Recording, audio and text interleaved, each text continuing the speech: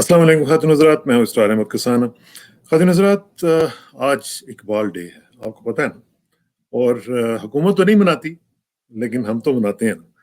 Iqbal day और इकबाल से बहुत से लोगों को इश्क है। और इकबाल ने ये भी कहा था कि क्यों गिरफ्तार तिलिस्म हेच मिकदारी है तू, देख तो पोशीदा तुझ में शौकत तूफान भी है। और शौकत तूफान के लोगों से आज आपसे मैंने मुलाकात करवानी है। आपने इकबाल का हमेशा सुना होगा, उनका एक शाहीन होता है। आज आपसे एक शाहीन की मुलाकात करवानी। और बेसिकली इकबाल का कॉन्सेप्ट यही है कि जिंदगी में कुछ करो, क्योंकि जिंदगी बहुत छोटी सी है, उसमें कुछ ना कुछ कर लोगे तो तुम्हारे काम आएगा। वो कहता है ना, जिंदगी इंसान की है मानिंदे मुर्गे खुश नवा, शाख पर बैठा कोई दम चहचहाया उड़ गया। इतनी सी जिंदगी है। तो इसलिए हमें बहुत ज़रूरी है कि हम इन चीज़ों के बारे में सोचें, और इन चीज़ों के बारे में ना सिर्फ सोचें और उसके ऊपर बल्कि अमल भी करें। तो आज मैंने आपसे जिनकी मुलाकात करवानी है वो हैं अखुवत पाकिस्तान के सरबराह, जो कि शाहीन है इकबाल के, रियल वाले शाहीन। और उनसे जब मैं बात करूंगा तो आपको पता चलेगा कि मैं ऐसे ही नहीं बात कर रहा हूँ। He is the richest man in Pakistan. वो कैसे हैं वो भी मैं आपसे उनसे बात करवाऊंगा। उनसे पूछेंगे कि वो इतनी जल्दी अमीर तरीन कैसे हो गए। हम तो किसी और को समझते थे अमीर तरीन। तो here comes doctor Amjad Saqib साहब। अस्सलाम वालेकुम सर। जी वालेकुम अस्सलाम किसाना साहब, आप उम्मीद है खैरियत से होंगे। अल्लाह का शुक्र है, अल्लाह का बड़ा एहसान है। एक तो ये मैं ख़वातीन हज़रात आपको ये भी बता दूं कि डॉक्टर अमजद साकिब साहब जो हैं वो बहुत बड़ा नाम है फिलैंथ्रोपी में, बहुत बड़ा नाम है माशाल्लाह पूरे पाकिस्तान में। लेकिन वो अदीब भी हैं। और मैं उनको उनकी आपकी एक किताब मेरे पास इस वक्त मौजूद है, बाकी जो है और यही मैं आपको दिखाता हूँ। ये जो किताब है अखुवत का सफ़र, ये बड़ी ज़बरदस्त किताब है। इसके अलावा भी उनकी किताबें मेरे पास मौजूद हैं। गौतम के देश में है, फिर कामयाब लोग है, पता नहीं कितनी कितनी किताबें डॉक्टर साहब ने लिखी हुई हैं। डॉक्टर साहब ऐसे कमाल है। तो टू स्टार्ट विद डॉक्टर साहब, सबसे पहले तो मैं आपका शुक्रिया अदा करना चाहता हूँ कि आपने टाइम दिया। अब मुझे पता है बहुत मसरूफ होते हैं, क्योंकि पूरे पाकिस्तान में आपका काम फैला हुआ है और जितने लोगों की आप माशाल्लाह खिदमत कर रहे हैं, मैं समझता हूँ कि अल्फाज नहीं है कि आपका शुक्रिया अदा किया जा सके। मैं उन तमाम लोगों की तरफ से आपका शुक्रिया अदा करना चाहता हूँ। मुझे ये बताइएगा कि एज वी स्पीक टुडे, क्योंकि लास्ट ईयर हमने रमज़ान में ये शो किया था और आज एक साल के बाद रमज़ान में हम दोबारा ये शो कर रहे हैं।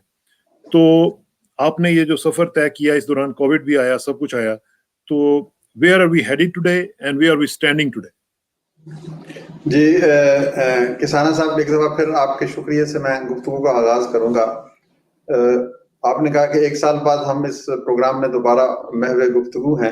मैं तो यही कहूँगा कि बड़ी देर की मेहरबान आते आते, तो हमें 2-3-4 माह बाद बुला लिया करें, ताकि आपको उम्मीद और यकीन का जो करिश्मा है ना, जिसका नाम मवाख़ात है और अखुवत है, उसकी एक झलक पेश किया जा कर सकें। तो पिछला एक साल आपने पूछा, वो बहुत मुश्किल साल था, सब्र आज़मा था और कई तरह के मरहले आए, लेकिन फिर से वही यकीन, फिर से वही एतमाद और फिर से वही पाकिस्तानी कौम की बहादुरी, हमीयत और दर्दमंदी और गमगुसारी। तो अल्हम्दुलिल्लाह हमने कोविड भी बड़ी हद तक भुगताया और कोई शख्स जो है अल्हम्दुलिल्लाह भूखा नहीं रहा। और वो जो शुरू में एक खौफ की फ़ज़ा थी कि पता नहीं यहाँ पर फूड राइट्स होंगे, क्या कुछ होगा, लेकिन लोगों ने अपने हमसाये का ख्याल रखा और अमीर बस्तियों ने गरीब बस्तियों का ख्याल रखा और पूरे पाकिस्तान में एक फ़ज़ा सी कायम हो गई। और अल्हम्दुलिल्लाह हमारी भी हकीर सी काविश उस फ़ज़ा के क़याम में शामिल थी। हमने कहा कि नेबर टू नेबर सपोर्ट की मूवमेंट होनी चाहिए और लोकेलिटी टू लोकेलिटी सपोर्ट की मूवमेंट होनी चाहिए। तो हमने खाने भी पकाए, राशन भी तकसीम किए। एक बहुत बड़ा नेटवर्क डेवलपमेंट ऑर्गेनाइजेशंस का पंजाब डेवलपमेंट नेटवर्क के नाम से गवर्नर पंजाब चौधरी मोहम्मद सरवर के साथ मिलके वो भी कायम किया। कुल मिलजुल कर हमने 15 अरब रुपए की जो है वो फिलैंथ्रोपी हुई, यानी 15 अरब रुपए की रकम मुख्तलिफ सूरतों में, खाने में, राशन में, छोटे कर्जों की सूरत में, फाइनेंशियल असिस्टेंस की सूरत में, अद्वियात की सूरत में, टेलीमेडिसिन की सूरत में लोगों तक पहुंची। तो ये कारकर्दगी है जी, इसमें अखुवत भी शामिल है, कई एक और बहुत खूबसूरत अदारे भी शामिल हैं। अल खिदमत एक अदारा है, سرور فاؤنڈیشن ہے، تو بہت سارے کام اس میں شامل، لوگوں کی محنتیں شامل ہیں.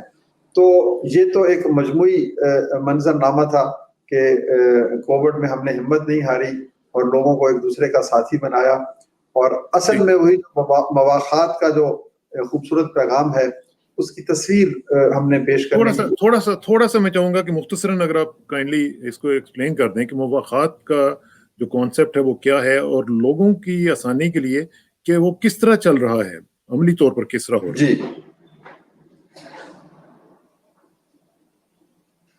جی ڈاکٹر صاحب. جی چوہی صاحب، وہ مواخات کا جو آپ نے سوال پوچھا یہ سب سے اہم سوال ہے، کیونکہ ہماری اس پوری کام کی اور اس تحریک کی بنیاد ہی مواخات ہے.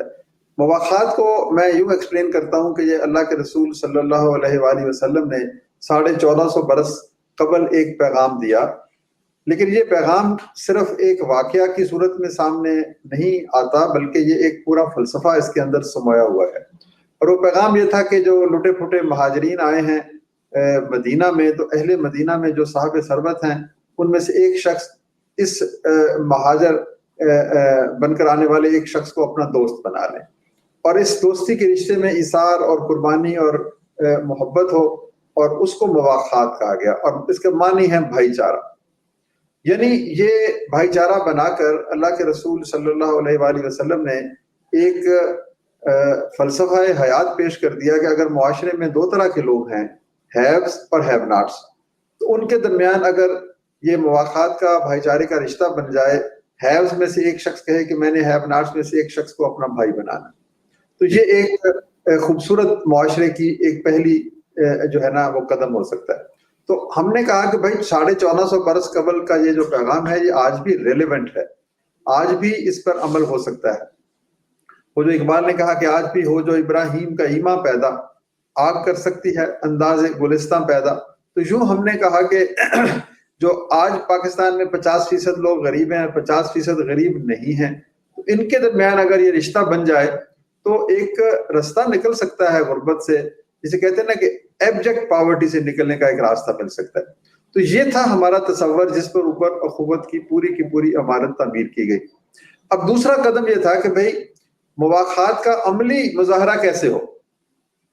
تو ہم نے کہا کہ ہم ایک قرض حسن فنڈ بنائیں گے، یا ایک صدقات فنڈ بنائیں گے، یا ایک مواخات فنڈ بنائیں گے، اور جو 50% ہیوز ہیں وہ اس میں سے اپنے وسائل میں سے 10 20 50 ہزار روپے اس میں جمع کروائیں گے. ہم بطور ادارہ یعنی اخوت کے طور پر اس مواخات فنڈ کے امین ہوں گے، اور ہم وہ فنڈ ان غریب لوگوں تک پہنچائیں گے جن سے وہ پہلا طبقے کے لوگ مواخات یا محبت یا بھائی چارہ کرنا چاہتے ہیں. تو یوں ہم ایک برج بن جائیں گے معاشرے کے ان دو طبقوں کے درمیان، اور ایک طرف سے محبت کے ساتھ اور بھائی چارے کے جذبے کے ساتھ وسائل دوسرے طبقے کے پاس پہنچتے چلے جائیں گے. تو یہ دوسرا تصور شامل ہوا ساتھ. تو یوں ہم نے الحمدللہ آج کے اس وقت کے مطابق تقریباً 20 ارب روپے کی رقم اس مواخات فنڈ میں جمع ہو گئی. کیا بات. آپ نے بھی کینیڈا کے رہنے والے انہوں نے بھی دی، ہر اس شخص نے جس کے دل میں مواخات سے محبت ہے، اللہ کے رسول صلی اللہ علیہ وآلہ وسلم سے محبت ہے. پھر اس کے علاوہ حکومت نے بھی دی. تو یوں یہ رقم اکٹھی ہو گئی اور ہم اس کو رقم کو آگے پہنچانے کے ذمہ دار بن گئے. تو یہ رقم جو 20 ارب کی ہے ایک دن میں اکٹھی نہیں ہوئی، 20 سال لگے. اب یہ رقم آپ دیکھیں کہ ایک دفعہ گئی لوگوں کے پاس، پھر واپس آ گئی، کیونکہ قرض ہے، یہ بھیک نہیں ہے. پھر جو واپس آئی پھر نئے لوگوں کو چلی گئی، پھر یہ واپس آئی پھر نئے لوگوں کو چلی گئی. تو اس طرح سے ریوالو کر کے 20 ارب کی رقم 144 ارب روپے بن گئے. یعنی کل جو قرضے ہم نے لوگوں کو پیش کیے ہیں وہ 144 ارب ہیں. اور ایک گھر سے جو کام شروع ہوا الحمدللہ آج 4.4 ملین یعنی 44 لاکھ قرضوں کی صورت میں یہ پورے پاکستان کو اپنی جو ہے نا حصار میں لے چکا ہے. تو یہ اس کی ایک اور خوبصورت جہت یہ ہے کہ جن کو یہ رقم ملی وہ بیکاری ثابت نہیں ہوئے، وہ چور ثابت نہیں ہوئے، وہ بددیانت ثابت نہیں ہوئے، انہوں نے 99% کی شرح سے وہ رقم واپس کر دی. تو یہ ہماری قومی معیشت کی رگوں میں یہ لہو بن کر دوڑ رہا ہے یہ پیسہ. اور اس 140 ارب کے انویسٹمنٹ کے نتیجے میں 1000 ارب روپے کی دولت کریٹ ہوئی. اسی لیے جو آپ نے, میں آپ کے سوال کا جواب بھی دے دوں, جو اشارہ کیا کہ آپ امیر ترین شخص ہیں, تو یہی ہماری امانت ہے کہ اس ادارے کی بدولت 1000 ارب روپے کی دولت جنم لیتی ہے اور پھر وہ 44 لاکھ قرضوں کی صورت میں پورے پاکستان میں تقسیم ہو جاتی ہے. اصل چیز دیکھیں, غربت کا خاتمے کے لیے جہاں پر دولت کی کریشن یعنی جی ڈی پی میں اضافہ ضروری ہے, وہیں پر دولت کی تقسیم بھی تو ضروری ہے. اگر کسی معاشرے میں دولت جنم لے رہی ہے, ملیں ہیں, فیکٹریاں ہیں, کاروبار ہیں, بینکس ہیں, لیکن وہ دولت چند ہاتھوں میں مرتکز ہو گئی, تو اس دولت کا کیا فائدہ؟ وہ تو پھر چند گھر جو ہیں وہاں پر روشنی ہو گئی اور باقی پورا وطن جو ہے اندھیروں میں ڈوب گیا. تو یہ ایک ایسا نظام بن گیا ہے کہ لوگوں کی محنت سے, اس پیسے کی انویسٹمنٹ سے, کاروبار کرنے سے نئی دولت جنریٹ ہوتی ہے اور وہ کسی ایک شخص کے حصے میں نہیں آتی. آپ دیکھیں نا, پاکستان کے بینکوں کو دیکھیں, شاید آپ کو نظر آئے کہ ایک شخص نے بھی 20 ارب روپے قرضے لیے ہوں. تو یہ یعنی اس کے نتیجے میں اس کی دولت بڑھ گئی, لیکن یہ اس 20 ارب کے ریوالو ہونے کے نتیجے میں 44 لاکھ قرضے گئے, یعنی 1.5 سے 2 کتنا بڑا امپیکٹ ڈاکٹر صاحب آپ سمجھتے ہیں یہ؟ یعنی وہ امپیکٹ ہے جس کو ہم فیل بھی کرتے ہیں معاشرے میں کہ واقعتاً یعنی لوگوں کی زندگیوں میں تبدیلی آئی ہے اور معاشرے میں ایک جو پاورٹی کا ایلیویشن کا جو پلان ہے اس میں بہتری آئی ہے, اس میں کچھ مدد ملی ہے اوور آل گورنمنٹ کو بھی اور آپ جیسے جو ادارے کام کر رہے ہیں ان کو بھی. جو صاحب اس کے نا 3-4 پہلو ہیں. ایک تو معاشی پہلو ہے, وہ میں نے آپ کو انڈیکیٹ کر دیا کہ جی اتنے لاکھ لوگوں نے قرضہ لیا, کاروبار کیا, اور ان کی قرضوں کی واپسی اس امر کی دلیل ہے کہ وہ پیسہ کما رہے ہیں تو واپس کر رہے ہیں. تو ہماری جو سروس کے نتیجے میں ان کی آمدنی میں کہیں 100% اضافہ ہوا, کہیں 150%, یعنی اگر کوئی 10, 15, 20 ہزار کما رہا تھا تو اس کی آمدنی 30, 40 ہزار ہو گئی. آپ یو کین امیجن اس اگر کسی شخص کی آمدنی 10 لاکھ ہے, وہ 20 لاکھ ہو جائے تو شاید کوئی فرق نہیں پڑے گا کیونکہ وہ پہلے ہی اچھی زندگی تو گزار رہا ہے نا. لیکن اگر کسی شخص کی آمدنی 10,000 ہے اور وہ 20,000 ہو جائے تو وہ بہت بڑا فرق ہے, کیونکہ اس کی رسائی بنیادی ضروریات تک آسان ہو جائے گی. تو یہ اس کے معاشی پہلو ہیں. لیکن میں آپ کو بتاؤں کہ میرے نزدیک اس کے جو ایموشنل اور سائیکولوجیکل پہلو ہیں وہ زیادہ اہم ہے. یعنی ان 30-40 لاکھ لوگوں کو یہ احساس ہوا کہ وہ غربت کی کشمکش میں اکیلے نہیں ہیں. اصل میں غربت ہے ہی تنہائی کا نام, اکیلے جانے کا نام. یہ احساس کہ یہ دنیا میرے لیے نہیں ہے, میرا کوئی دوست نہیں ہے, میری ریاست میرے ساتھ نہیں ہے, میرے ارد گرد کے جو میرے دوست احباب ہیں وہ میرے ساتھ نہیں ہیں. تو یہ تنہائی کو خاتمہ ہے, مواخات کی یہ کیفیت آپ محسوس کریں نا کہ پیسہ, معاشی غربت تو ایک اور چیز ہے, لیکن یہ ذہنی اور یہ فکری اور یہ سائیکولوجیکل اور ایموشنل غربت اور یہ احساس تنہائی, یہ اگر ختم ہوتا ہے نا تب معاشرے میں لوگ کہتے ہیں کہ نہیں, سارے لوگ میری بہتری کے لیے کوشاں ہیں. تو یہ جو پہلو ہے اس کا کہ لوگوں کو یہ احساس ملا کہ نہیں, ہمارے اس کو میئر کرنا بھی بڑا مشکل ہے. لیکن آپ دیکھیں ہم اس کو میئر کرنے کی کوشش کرتے ہیں. وہ اس طرح سے کرتے ہیں کہ ہم جب لوگوں کو قرض دیتے ہیں تو ان کو کہتے ہیں کہ بھئی اب تم لے رہے ہو قرضہ, ہمیں تو تمہارے اندر قرضہ دینے والا نظر آتا ہے, تو تم دینے والے کب بنو گے؟ تو یقین کریں جو حساب کے جو ہمارے 60-70% افراد قرضہ لیتے ہیں, چھوٹے چھوٹے کام کرتے ہیں, وہ بھی 1 روپیہ بچاتے ہیں شام کو اور کہتے ہیں اس قرض حسن فنڈ میں ہم جمع کروا دیں. تو دس از اندر مینیفیسٹیشن کہ لوگوں کی قلبی جو ہے نا ماہیت میں تبدیلی آئی کہ ان کو یہ احساس ہوا کہ خوشیاں صرف میری ہی نہیں ہیں, اگر میرے ساتھ کوئی مواخات کرتا ہے تو مجھے بھی مواخات کسی اور کے ساتھ کرنی ہے. تو پچھلے سال ان لوگوں نے مل جل کر تو 30-35 کروڑ روپے کی رقم اخوت کو اس قرض حسن فنڈ میں, یعنی یہ وہ لوگ ہیں, کوئی ریڑھی لگاتا ہے, کوئی گدھا گاڑی چلاتا ہے, کوئی عورت گھر میں سلائی کڑھائی کرتی ہے, کوئی الیکٹریشین ہے, کوئی پلمبر ہے, چھوٹے چھوٹے کاروبار کرنے والوں نے بھی اپنی اس دینے کی جو لذت کو آئی اس کا اظہار کیا. تو یہ مختلف راستے ہیں جن سے ہم میجر کر سکتے ہیں, اکنامک ہے, سوشل ہے, پھر اس کے ساتھ ساتھ ان کو اپنے حقوق کا احساس ہوتا ہے. ہم لوگوں کو کہتے ہیں کہ تمام لوگوں نے جس نے قرضہ لیا ایک ایک درخت لگانا ہے, تو ہم ایک انوائرمنٹ کے بارے میں بھی ان کو سوچ دیتے ہیں, ہم ان کو صفائی کی طرف مائل کرتے ہیں, ہم انہیں کہتے ہیں کہ تاجر بنو, تو وہ تاجر بنو جس کے بارے میں اللہ کے رسول صلی اللہ علیہ وآلہ وسلم نے کہا تھا کہ دیانتدار تاجر ولیوں اور فقیروں اور درویشوں کے ساتھ اٹھائے جائیں گے قیامت کے روز. تو یہ اصلاح احوال کی کوشش ہے, معاشی سطح پر بہتری کی کوشش ہے. آپ یوں کہہ لیں, یہ بہت بڑی بات میں کہہ رہا ہوں, بٹ بہت انکساری کے ساتھ یہ تعمیر وطن کی کوشش ہے. بے شک تعمیر وطن, بالکل صحیح بات. اور اس میں ڈاکٹر صاحب جو میں چیز دیکھ رہا ہوں, جس طرح آپ نے کہا کہ امیر ترین آدمی ہیں, میں نے بھی آپ سے شروع میں کہا تھا کہ امیر ترین ہونے کے ساتھ ساتھ میں دیکھتا ہوں کہ آپ کے اندر جو ایک کلندری ہے وہ بڑی زبردست ہے. مجھے بلکہ اقبال کا شعر یاد آ رہا ہے کہ اس نے کہا کہ مہر و مہو انجم کا محاسب ہے کلندر, ایام کا مرکب نہیں راکب ہے کلندر. یعنی اس کو وہ زمانے کا محتاج نہیں ہے, زمانہ اس کا محتاج ہے, زمانہ اس کے قابو میں ہے. تو یہ جو چیز ہے میں دیکھتا ہوں آپ کی پرسنالٹی میں, کیا وہ اسی وجہ سے ہے کہ آپ لوگوں کی خدمت کر رہے ہیں اور آپ کے اندر ایک عجز و انکسار بھی ہے ماشاءاللہ؟ جی بالکل. بات یہ ہے کہ ایک تو اللہ تعالیٰ نے خود فرمایا, ایک حدیث کا مفہوم ہے کہ جو لوگ اللہ کے بندوں کے کام اپنے ہاتھ میں لے لیں, اللہ ان کے کام اپنے ہاتھ میں لے لیتا ہے.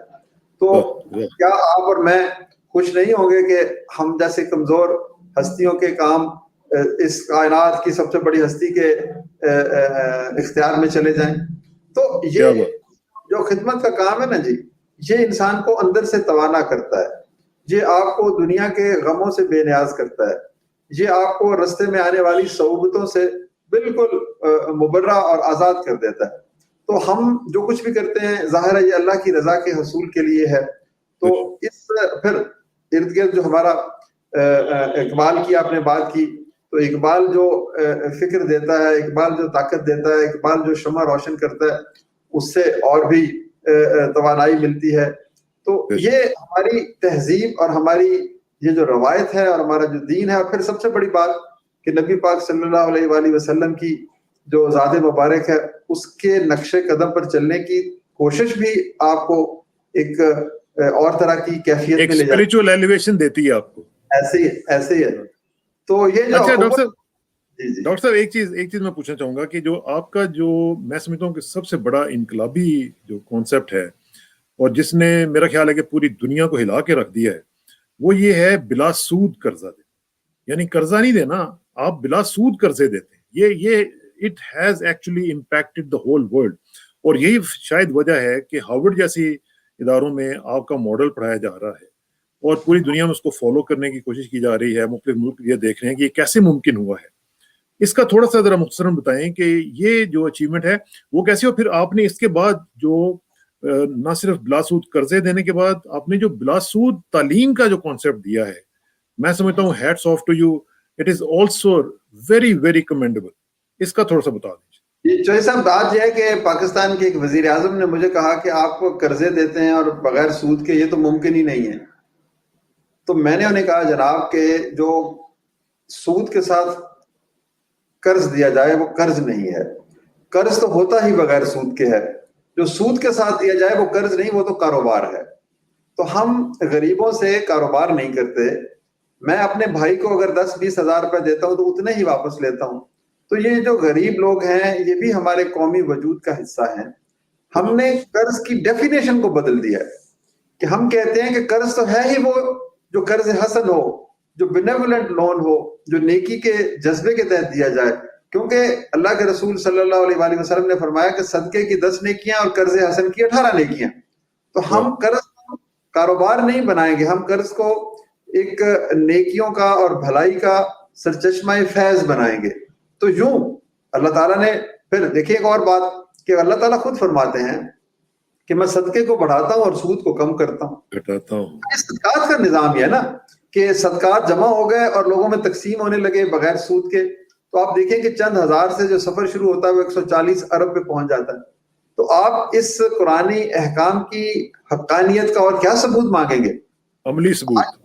آج بھی ہو جو ابراہیم کا آئمہ پیدا میں نے آپ کو بتایا, تو آگ کر سکتی ہے انداز گلستان پیدا. تو آپ اگر اپنے ماضی کے عظیم اور درخشاں روایت کی طرف اور قرآن کی تعلیمات کی طرف لوٹ جائیں تو عہد حاضر میں ہم ایک نئی دنیا پیدا کر سکتے ہیں. لیکن اسلام کوئی نظام نہیں دیتا، اسلام اصول دیتا ہے.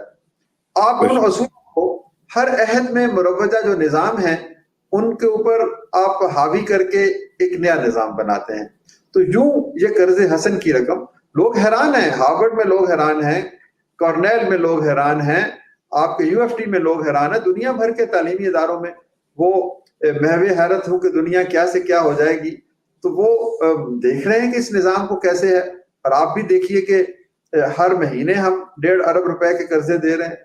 تو مجھے یاد آیا کہ ہارورڈ یونیورسٹی کے ایک پروفیسر نے مجھے کہا آج سے 10 سال پہلے کہ جی اس وقت ہم نے صرف 1 ارب کے قرضے دیے تھے.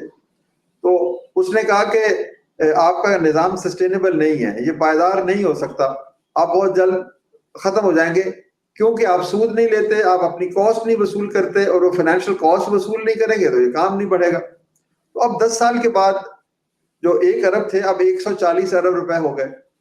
تو آپ مجھے بتائیں کہ کامیابی سود میں ہے یا سود سے پرہیز میں؟ تو یہ ایک نظام بن گیا. اچھا پھر آپ نے یونیورسٹی کا پوچھا تو وہ بھی یہ ایسی ہی چیز ہے. ہم نے کہا بلکہ میں یہاں پہ ذرا یونیورسٹی کے بارے میں لوگوں کو بتا دوں کہ میں خود یونیورسٹی اس میں جا چکا ہوں، اور ڈاکٹر صاحب نے مہربانی کر کے ہمیں بلایا، وہاں پہ ہم لوگ گئے اور دیکھ کے یقین کریں کہ یعنی وہ کہتے ہیں کہ I was in the seventh heavens. تو مزہ آ گیا. جی ڈاکٹر صاحب. چوہے صاحب آپ کی آمد کی یاد ابھی تک وہاں پہ در و دیوار پہ نقش ہے، اور وہ بچے آپ کو یاد کرتے ہیں، وہ لوگ آپ کو یاد کرتے ہیں. اب ہم اور آگے بڑھ گئے، اب آپ انشاءاللہ تشریف لائیں گے. میں پورے آپ کے دوستوں کو، سننے والوں کو بھی دعوت دیتا ہوں کہ اگر آپ چاہیں تو کسی دن ہم ورچوئل ٹور کروا دیں گے یونیورسٹی کا آپ کے اس پروگرام. تو ضرور، یہ بڑا اچھا ہو جائے گا، بڑا اچھا ہو جائے گا. بلکہ میں چاہوں گا کہ ورچوئل ٹور کے ذریعے ہم لوگوں کو بتائیں کہ یہ کیسے کیسے ماڈلز پاکستان میں بن چکے ہوئے ہیں اور پریکٹیکلی وہاں پہ ان کے اوپر عمل ہو رہا ہے. جی بالکل، یہ آپ کسی دن رمضان کے بعد کوئی دن رکھ لیجئے تو ہم آپ کو ورچوئل ٹور ایک ایک اس کے کمرے، اس کے ڈارمیٹریز، اس کی ماحول، اس کا کچن، اس کا میس، اس کے class room, academic environment, student سے ملائیں گے. تو اس کے پیچھے بھی یہی تصور مواخات کا ہے کہ بھئی آج جو بچہ فیس نہیں دے سکتا وہ آج نہیں دے، وہ 10 سال کے بعد دے یا 15 سال کے بعد. کیونکہ اس بچے کی تعلیم حاصل نہ کرنا اس کا نقصان نہیں ہے، وہ ہمارا نقصان ہے. تو یہ تو میری چند زندگی کی قیمتی پوزیشنز میں سے ہے جو آپ نے یہ تصویر دکھائی ہے کہ آپ دیکھیں، یہ آپ نہیں ہے، پورے اہل کینیڈا اور وہ تمام پاکستانی ہیں جو کینیڈا میں رہتے ہیں اور وہ جاننا چاہتے ہیں کہ پاکستان میں کیا ہو رہا ہے. بے شک، تو بے شک. جیسے ایویڈنس کے الحمدللہ پاکستان میں امید اور یقین کے جو ہیں سرچشمے وہ خشک نہیں ہوئے. تو اور ڈیزائن جو ہے اتنا خوبصورت ڈیزائن جو ہے، میرا خیال ہے کہ اٹس اے یونیک ڈیزائن، اور پاکستان میں نے اس طرح کی یونیورسٹی کا ڈیزائن جو ہے وہ دیکھا نہیں ہے. اٹس اے بیوٹیفل ایریا، اور بالکل آپ صحیح کہہ رہے ہیں کہ یہ ورتھ وزٹنگ ہے. ایون وہ لوگ کہ جو ذرا تھوڑی سی پکنک کے موڈ میں بھی ہوں، وہ بھی وہاں پہ جا کے تو کھانا بھی آپ کو ملے گا اور بڑی زبردست سروس ملے گی آپ کو. جیسا ہم نے یہاں پر ایک school of hospitality and tourism بھی بنا رہے ہیں، اس کی تعمیر شروع ہونے والی ہے. جی میں نے وہ مشتاق بھائی نے بتایا ہے. جی جی وہاں پر ہم 10 کمرے بھی بنا رہے ہیں. تو وہ آپ آئیں گے تو نہر کے کنارے ایک بڑا خوبصورت کمرہ آپ کا منتظر ہوگا اور آپ کے دوستوں کا. پھر وہاں پر آپ رہیں گے اور بچوں کو پڑھائیں گے، بچوں کے ساتھ انٹریکٹ کریں گے. تو میں یہی آپ سے کہہ رہا تھا کہ یہ دیکھیں نا، پورے پاکستان سے یہ بچے آئے ہیں، 48 اضلاع سے، ہر صوبے سے، سکردو سے لے کر بحیرہ عرب کے ساحل تک. کوئی خاران سے آیا ہے، کوئی مکران سے آیا ہے، کوئی تربت سے آیا ہے، کوئی شکارپور سے آیا ہے، کوئی سکھر سے آیا ہے، کوئی مردان اور نشہرہ سے آیا ہے، آزاد کشمیر سے، نارتھ وزیرستان سے. پورے پاکستان کے بچے جو ہیں وہ وہاں پر جمع ہو رہے ہیں، اور یہ ایک اور طرح کی ان میں یگانگت اور احساس محبت جنم لے رہا ہے، مواخات جنم لے رہی ہے. تو یہ قرض حسن جو ہے ہمارا وہ چھوٹے چھوٹے کاروباروں کے لیے ہے تاکہ امیڈیٹ جو غربت ہے اس میں کمی آ سکے. اور یہ جو یونیورسٹی ہے یہ بھی قرض حسن کی دوسری صورت ہے. اور یہ خمیر جسے کہتے ہیں نا کہ لیڈرشپ کو ہم پروڈیوس کر رہے ہیں. یہ ان بچوں کو ہم یہاں پر تعلیم دینا چاہتے ہیں جو بہترین صلاحیت رکھتے ہیں لیکن ان کے پاس وسائل نہیں ہیں. تو یہ 2 سطح کی جنگ ہم لڑ رہے ہیں غربت کے خلاف، کہ جسے کہتے ہیں کہ نچلی سطح پر چھوٹے چھوٹے کاروبار اور پھر ultimate salvation of a nation جس طرح تعلیم میں ہے، تو اس کے لیے ہم یہ تعلیمی ادارہ بنا رہے ہیں. اور آپ دیکھیں گے، یقین کریں کہ ہم سوچ رہے ہیں، دیکھ رہے ہیں، اور ہم اس یقین سے مالا مال ہیں کہ یہ ادارہ مستقبل کے لیڈرز پروڈیوس کرے گا اور یہ آکسفورڈ یا ہارورڈ کا ہم پلہ ثابت ہوگا اور حقیقی معنوں میں پاکستانی پیدا کرے گا. کیونکہ میں نے دیکھا کہ وہاں پہ ڈارمیٹریز میں جس طرح آپ نے فرمایا کہ مختلف صوبوں کے لوگ اکٹھے رہ رہے ہیں، تو ان میں جو یگانگت ہے وہ بڑی زبردست بن رہی ہے. کیونکہ جو کیمسٹری دونوں سارے لوگوں میں، مختلف صوبوں سے آئے ہوئے لوگوں میں، جو کہ ہمیں چاہیے اس وقت، وہ بہت زیادہ وہاں پہ میں نے محسوس کی تھی. جی بالکل، یہی ایک مقصد ہے نا جی، کہ ہمارے جو مسائل ہیں پاکستان میں، یہ معاشی بھی ہیں، یہ علاقائی بھی ہیں، یہ فرقہ واریت بھی ہے، اور ہم ایک دوسرے سے دور ہو گئے. یعنی مختلف قسم کے جو مسائل نے ہمیں کئی طرح سے بری طرح متاثر کیا. تو ہم نے اس کے حل کے لیے کہا کہ تعلیم بھی ہو، مواخات بھی ہو، درد مندی کا اظہار بھی ہو، اور پھر قومی سطح پر بچے ایک ہی چھت کے نیچے رہیں، ایک دوسرے کو سیکھیں، ایک دوسرے کو سمجھیں. اور یوں وہ جو خواب آپ دیکھتے دیکھتے آپ نے اپنی اس اتنی زندگی بتائی کہ ہم ایک ایسا معاشرہ بنا کے چھوڑیں گے جس میں ہر شخص کو عزت اور احترام سے زندہ رہنے کا موقع ملے، وہ دن اصل دن ہے پاکستان کی، جو میں سمجھتا ہوں کہ عظمت کا. تو پاکستان بن گیا، لیکن ابھی تک ہم اس جدوجہد میں ہیں، اور یہ جدوجہد انشاءاللہ آپ کی اور آپ کے دوستوں کے تعاون سے، اور اس میں تعاون جو ہے وہ مالی بھی ہو سکتا ہے، جذباتی بھی ہو سکتا ہے. آپ صرف یہ کہانی کسی کو سنا دیں اور اس کے ٹوٹے ہوئے شکستہ حوصلے اگر ان میں کوئی تبدیلی آ جائے تو بھی یہ بہت بڑی بات. بیسیکلی تو جو آپ فرما رہے ہیں وہ ہے اخوت کا سفر. اس سفر میں آپ بس شامل ہو جائیں، بس کسی بھی طریقے سے آپ شامل ہو جائیں بس. تو میرا خیال ہے کہ وہ ویسا وہ اس لیے بھی ضروری ہے کہ اخوت بطور فلسفہ مواخات یہ ہم نہیں پیش کر رہے، ہم تو دہرانے کی کوشش کر رہے ہیں. یہ آپ کی اور ہماری مشترکہ لیگیسی ہے، یہ آپ کی اور ہماری مشترکہ وراثت ہے. یہ اس ہستی نے یہ مواخات کا تصور پیش کیا جن کی زبان سے نکلے ہوئے ہر لفظ کو ہم اپنا ایمان سمجھتے ہیں. تو اگر ایسا ہی ہے تو میں سمجھتا ہوں صحیح عشق رسول یہی ہے کہ ان کی کسی بھولی بسری ہوئی روایت کو ہم اپنا لیں. کیا بات مواخات کی یہ روایت ہے، اٹس آل انکمپسنگ، کہ یہ ایک شخص کی بھی مدد ہے، ایک گھرانے کی بھی مدد ہے، ایک معاشرے کی بھی مدد ہے، اور اس پاکستان کی مدد ہے جو تعمیر ہی، جو بنا ہی وحدانیت اور خدا سے محبت کے اظہار کے لیے ہے. تو یہ اس لحاظ سے اس میں ڈاکٹر صاحب، اس میں ایک چیز تو یہ ہے کہ میں نے، چونکہ ہمارے پاس ٹائم ہمیشہ کم رہتا ہے، تنگی دامان وقت آڑے آتی ہے، آپ کے بہترین اور بہت سارے متعدد پروجیکٹس ہیں جن کو بھی ہم ٹچ بھی نہیں کر سکے. اس میں نے دیکھا آپ کے ہیڈ کوارٹر میں جا کے، جو ہیڈ آفس ہے اس میں جا کے ساری چیزیں میں نے دیکھی تھیں. پھر خاص طور پہ جو میں نے وزٹ کیا فاؤنٹین ہاؤس کا، میں اس کا ذکر ضرور کرنا چاہوں گا، کیونکہ جو مینٹل ہیلتھ کے ایشوز ہیں لوگوں میں، اور آج کل تو آپ کو پتہ ہی ہے ہر جگہ پہ یہ معاملہ بہت زیادہ پھیلتا جا رہا ہے. ان لوگوں کو جس طریقے سے آپ نے وہاں پہ رکھا ہوا ہے اور جس طریقے سے آپ نے وہاں پہ ان کی خدمت کر رہے ہیں آپ، وہ بھی ایک امیزنگ ایپیسوڈ تھی میرے ٹرپ کی. اور میں نے دیکھا وہاں پہ کہ جس طریقے سے وہ آپ سب کچھ کر رہے ہیں، میں سمجھتا ہوں اس کے اوپر 1-2 منٹ کی آپ ضرور بات کریں تاکہ لوگ اس کو بھی سمجھیں کہ وہاں پہ کیا ہو رہا ہے اور کتنا ضروری ہے کس طرح کے لوگوں کو معاشرے میں عزت کے ساتھ رکھنا. جی، جو فاؤنٹین ہاؤس کا تذکرہ آپ نے کیا، یہ ایک الگ سے ادارہ ہے، اور اس ادارے میں ذہنی امراض کے شکار افراد کو ہم رکھتے ہیں. یعنی ان کا وہاں پر علاج ہوا ہوتا ہے انڈور پیشنٹس کی حیثیت سے. تو اس وقت تقریباً 500 کے لگ بھگ مریض ہیں. اس کے 3 ادارے کے مختلف جگہوں پر قائم ہے. لاہور شیخوپورہ کے قریب ایک جگہ ہے، اور پھر تیسرا سرگودا میں ہے. تو اس میں بھی پورے پاکستان سے لوگ آتے ہیں، رہتے ہیں. ان کا کھانا پینا، علاج، باقی سہولتیں. یہ جو سب وہ لوگ ہیں جو ذہنی امراض کا شکار ہیں، یعنی یہ وقت سے آگے نکل گئے ہیں، یا ہم نے ان کو اپنے آپ سے جدا کر دیا ہے. یہ جس ذہنی کرب سے گزرتے ہیں ہمیں اس کا اندازہ نہیں ہے. تو ہم پھر اس میں یہ ہے کہ ماں باپ ان کو اپنے پاس رکھ نہیں سکتے، بہن بھائی رکھ نہیں سکتے، تو پھر وہ ہمارے پاس آتے ہیں، اور پھر ہم ان کو وہاں پر ایک بڑا خوبصورت ماحول آپ نے دیکھا کہ وہ علاج گاہ نہیں ہے، وہ ایک گھر ہے، فاؤنٹین ہاؤس ہے. یعنی وہ ایک فوارہ ہے وہاں پر جو جس میں شعور ہوتے ہیں وہ محبت کی بوندوں سے. تو اور ان کے ساتھ جا کے آپ کرکٹ بھی کھیلتے ہیں. جی جی کرکٹ بھی کھیلتے ہیں ہم ان کے ساتھ. کبھی کبھار گانے بھی گاتے ہیں اور ان کو ہر طرح کی جو دیکھیں ان کو زندگی کی طرف واپس لے کر آنے کے لیے ان کو بہت ایک تفریحی اور ایک بڑا ذہنی طور پر آسودگی کا ماحول دینا بہت ضروری ہے. تو وہ ہنستے ہیں مسکراتے ہیں کھیلتے ہیں مختلف. کبھی کبھار ہم ان کو کہتے ہیں کہ جی یہ 2 پارٹیوں میں آپ تقسیم ہو جائیں اور الیکشن کرواتے ہیں. یعنی ہم ان کو ہر طرح کا فلیور جو ہے نا زندگی کا وہ دیتے ہیں. بہت زبردست. تو ڈاکٹر صاحب اس میں اب تھوڑا سا آخر میں مجھے یہ بتائیں چونکہ رمضان المبارک ہے اور یہ مہینہ آپ کو پتہ ہی ہے سب لوگ زکوٰۃ کا ایک سلسلہ ہوتا ہے صدقات کا سلسلہ ہے. اور صدقات کے بارے میں میں لوگوں میں اکثر کہتا ہوں کہ صدقات کے بارے میں یہ کہا گیا ہے کہ جب ہم اگلی دنیا میں چلے جائیں گے تو آخرت میں سب سے زیادہ جو چیز ہم مس کریں گے وہ یہ ہوگی کہ ہم نے صدقہ کیوں نہیں کیا تھا.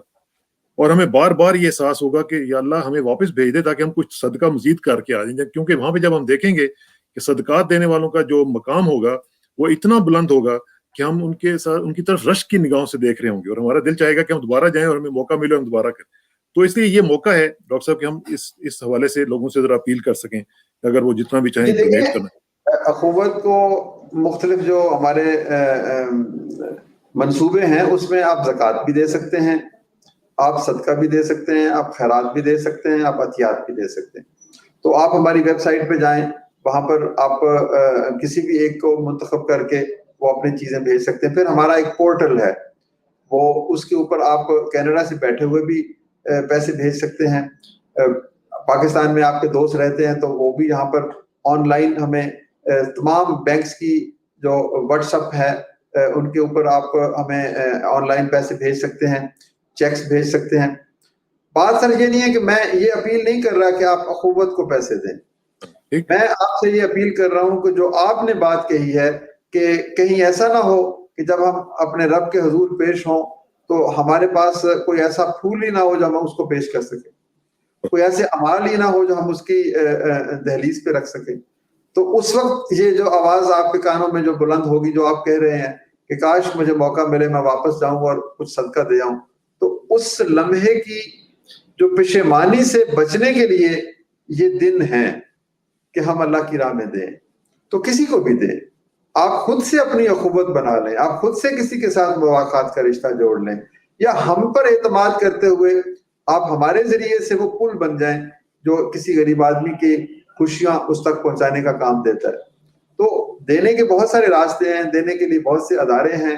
تو اخوت کا الحمدللہ یہ ایک یونیک ڈسٹنکشن ہے کہ ہم لوگوں کو بھکاری نہیں بناتے. We don't give them fish, we tell them how to fish.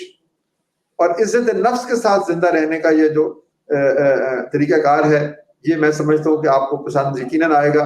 تو آپ تھرو یور پورٹل جتنی چاہیں رقم ڈونیٹ کر سکتے ہیں. اور پھر اس سے بڑھ کر میں نے جیسے آپ کو کہا کہ کسی دوست کو بتا دیں اپنے اہل خانہ کو بتا دیں کہ یہ اخوت ہے اس طرح سے یہ کام کرتا ہے. تو یہ بھی آپ کا ایک صدقہ جاریہ ہے یہ بھی آپ کی کنٹریبیوشن ہے. ہو سکتا ہے آپ کے اس کہے ہوئے لفظ سے کسی شخص کے دل میں یہ خواہش بیدار ہو جائے کہ اس نے بھی یہ کام کرنا ہے. تو یہ sharing and spreading the message giving. پھر پاکستان آئیں میں آپ کو دعوت دیتا ہوں آئیں ہمارے پاس رہیں. اور آن لائن بہت سارے لوگ کینیڈا میں ایک بچہ ہے شایان مہدی اس نے کینیڈا سے ہمارے جو ایک کالج کے اسٹوڈنٹس کو وہ ٹریننگ دیتے ہیں انگلش بولنے کی. اور اب وہ بچے اتنی خوبصورت انگلش بولنے لگ پڑے ان کا ایکسنٹ ان کی پرسنل اور انٹرپرسنل سکلز. تو ایسے نوجوان آپ کے جو پاکستانی یوتھ وہاں پر رہتے ہیں وہ اپنے فارغ اوقات میں صرف یہی کہہ دیں کہ جی ہم نے 10 بچوں کو انگلش میں مہارت دی ہے تو ان کی سکلز میں اضافہ کرنا ہے. تو وہ ایسے بچے آپ کے وطن میں موجود ہیں کینیڈا میں وہ پاکستان میں یہ کام کر رہے ہیں. تو یہ مختلف راستے ہیں جس سے آپ تعاون کر سکتے ہیں ہم ایک دوسرے کا ہاتھ تھام سکتے ہیں. تو وہ آپ کو پتا ہے مجھے شعر بڑے اچھے لگتے ہیں ایک شعر سنا دوں آپ کو. جی جی ضرور ضرور. وہ یہ نا کہ وہ ہر چارہ گر کو چارہ گری سے گریز تھا ورنہ جو اپنے دکھ تھے بہت لادوا نہ تھے. بہت لادوا نہ تھے. غربت لادوا نہیں ہے. بس چارہ گر, آپ جیسے چارہ گر اگر چارہ گری کرتے رہیں تو انشاءاللہ منزل پہنچیں گے انشاءاللہ. انشاءاللہ پہنچیں گے. ڈاکٹر صاحب اللہ تعالیٰ آپ کو خوش رکھے, اللہ تعالیٰ آپ کی امارت میں مزید اضافہ کرے اور آپ کو مزید قلندری کے جو درجات ہیں ان میں بھی اضافہ کرے, اور اللہ تعالیٰ آپ جیسے جو لوگ ہیں ان کو توفیق دے کے پاکستان کو بدل دیں. اور میں سمجھتا ہوں کہ یہی واحد راستہ ہے اور انتہائی مؤثر راستہ جو ہے وہ یہی ہے کہ پاکستان کو تبدیل کرنے کا, اور کوئی راستہ نہیں ہے. اسی طرح ہم جب نیشن بلڈنگ کریں گے تو کرپشن بھی ختم ہوگی, اسی طرح ہمارے مورالٹی بھی ٹھیک ہوگی, اور یہی راستہ ہے کہ ہم اپنی منزل تک پہنچ سکیں گے. آپ کا بہت بہت شکریہ. انشاءاللہ آپ سے رابطہ رہے گا, اور میری آخر میں دعا یہ ہے کہ میں تیرا ہی بندہ ہوں, اور میرے لیے فخر کی بات یہ ہے کہ تو ہی میرا پروردگار ہے. تو بالکل اسی طرح جس طرح میں چاہتا ہوں مجھے بھی اسی طرح بنا دے جس طرح تو چاہتا ہے. سپردم بتمائے خیشرا تو دانی حساب کم و بیشرا. مجھے اسراق ثنا کو ڈاکٹر امجد ثاقب صاحب کے ساتھ اجازت دیجیے. جلدی ملاقات ہوگی انشاءاللہ. اللہ حافظ.